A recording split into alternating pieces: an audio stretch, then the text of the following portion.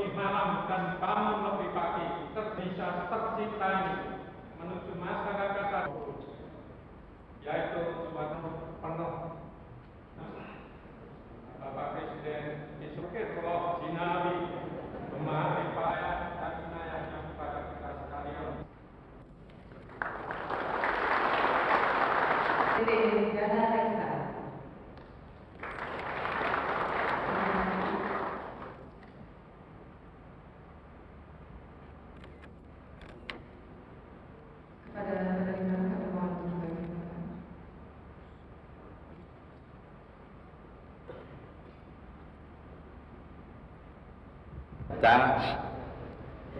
Yang diambilkan dari wayang.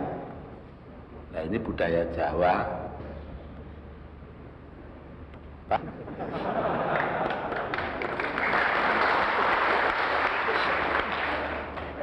Sayang Pak Bustalil Arifin tidak ada di sini. Sehabis upacara beliau seminar, itu kesalahan beliau sebagai menteri. Sebab ada pertanyaan dari floor, apa ukurannya bahwa saya jawab, ya itu satu-satunya ukuran, haruslah menggarap bidang bukan lembaga. Karena itu saya terus terang saja dari dulu baru kita bicara lembaga yang betul, tahu semua itu. Karena itu sebagai rugi, perdagangan, ya, perminyakan dan sebagainya, jadi tidak lembaganya. Ya ini maaf Menteri Koperasi saya bicara begini sekarang karena ya saya terpaksa menerima kabinet seperti adanya sekarang. Tadinya rencananya cuma 18, jadinya 34. Ya sudahlah, kita usahakan yang terbaik. Nanti pelan-pelan kita perbaiki lagi keadaan itu. Begitu juga koperasi. Saya selalu berkeyakinan bahwa koperasi ini ukurannya sama dengan usaha-usaha ekonomi yang lain, yaitu profit, keuntungan. Karena itu kita harus menggunakan ukuran di situ, karena efisiensi penggunaan sumber-sumber daya yang ada secara rasional dan sebagainya, itu ukurannya cuma satu, yaitu laba, itu profit. Dijelaskan bahwa koperasi tidak mencari laba atau profit, tetapi punya SHU, sisa hasil usaha. Jadi malah lebih merupakan lembaga sosial daripada ekonomi. Menurut saya ini harus diperbaiki. Ukuran satu-satunya sebagaimana saya katakan tadi adalah profit laba. Apakah tiap usaha koperasi yang ada itu mendapat keuntungan atau tidak? Bagi kepentingan para anggotanya. Bedanya dari swasta kan itu. Bagi keuntungan pemegang saham, tapi kalau di koperasi bagi kepentingan para anggota.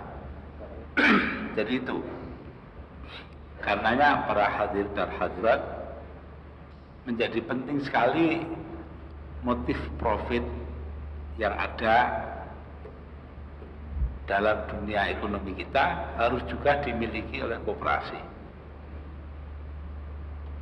Karena itu saya harapkan ini jadikan pegangan betul mengenai masalah ini, agar supaya koperasi kita sanggup bersaing dengan yang lain-lain.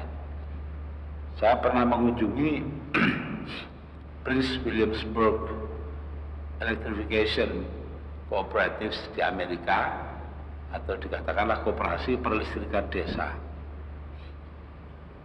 Di situ manajemennya 5 orang, dan yang menemui saya 3 orang pegawai. Tetapi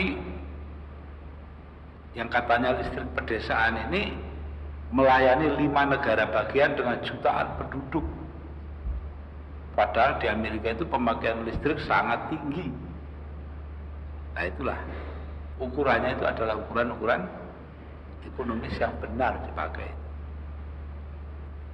Kita ingat beberapa tahun yang lalu Volvo juga dimiliki oleh koperasi, pabrik mobil yang terkenal itu. Bahkan sudah membeli DAF, yaitu Delft Automobile Fabrik.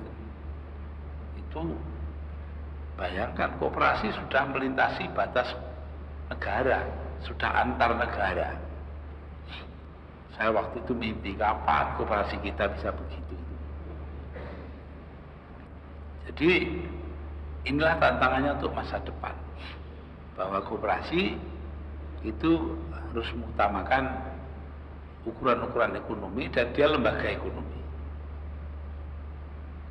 Karenanya prestasinya diukur dari situ juga, tidak dari kegiatan sosialnya. Saya senang mendengar tadi Mas Agus Sudono sudah menyatakan apa yang dibangun ini. Dan saya sudah lama dengar reputasi dari Induk Koperasi Karyawan ini di bidang sosial, termasuk penciptaan rumah-rumah dan sebagainya itu. Tapi tetap saja pertanyaannya satu, sudahkah Ingkopkar ini benar-benar memiliki profit motif yang mendorong kita untuk maju?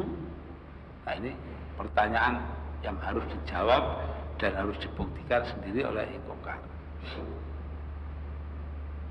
Hal kedua yang ingin saya kemukakan, mumpung saya ada di sini jadi ya bisa ngomong, itu adalah jauhilah politik praktis.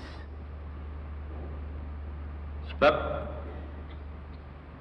tugas-tugas Anda semua di bidang ekonomi itu sangat besar.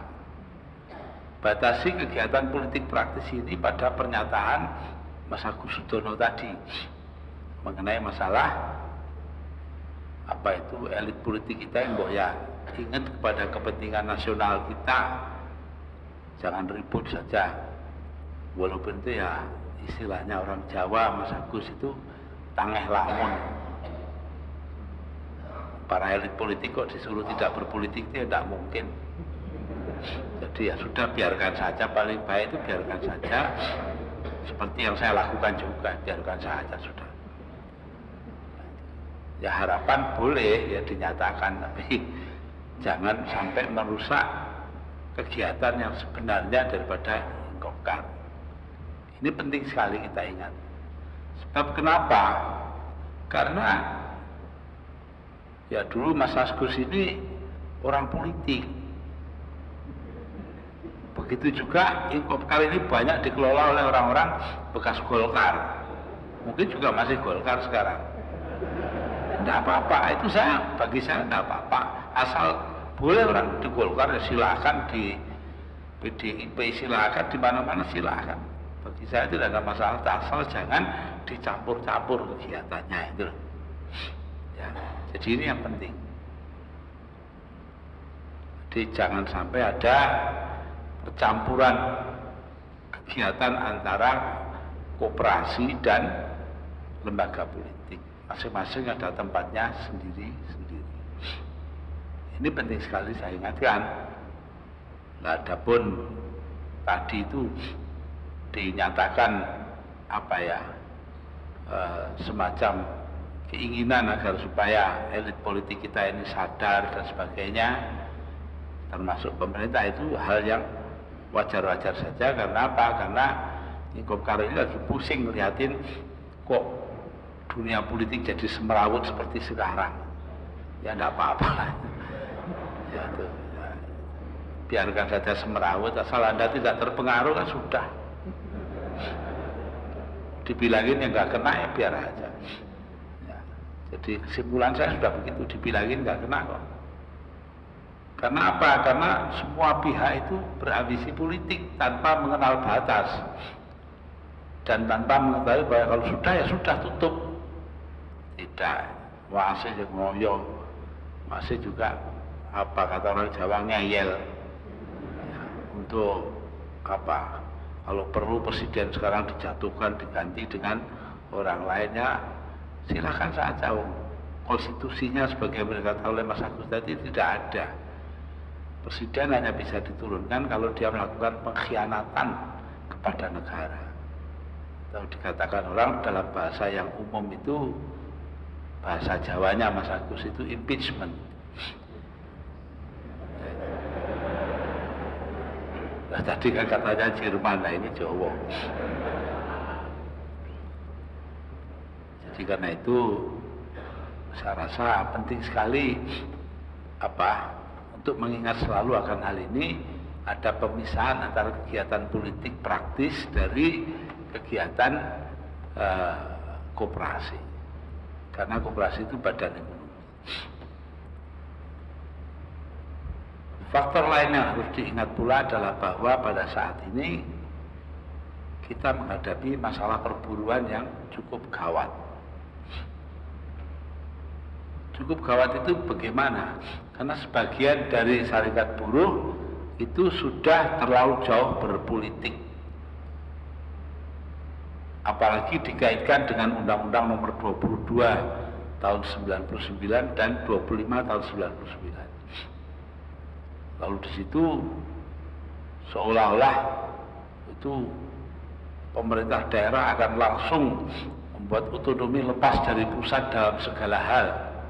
Lalu serikat buruhnya ikut-ikut, bahkan menutup beberapa perusahaan asing. Selalu saya tekankan kepada pihak serikat buruh dan pihak majikan serta pihak-pihak lain bahwa di dalam melakukan otonomisasi negara kita, hendaknya diingat bahwa kita juga mempunyai komitmen-komitmen internasional yang harus dihormati. Jadi keseimbangan antara komitmen internasional dan otonomi daerah ini sesuatu yang esensial bagi kita. Kalau tidak tercapai keseimbangan ini, maka ya keseluruhan tatanan kita akan bubar semuanya. Karena itu saya mohon hal ini juga dimengerti benar oleh para pengurus dan warga Ingkopkar. Saya bagaimanapun juga ini adalah masalah bangsa kita.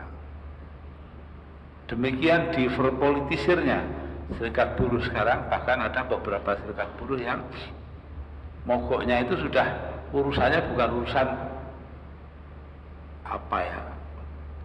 peningkatan kesejahteraan orang banyak, tapi sudah mencoba menerapkan teori-teori mereka tentang ekonomi yang belum tentu benar.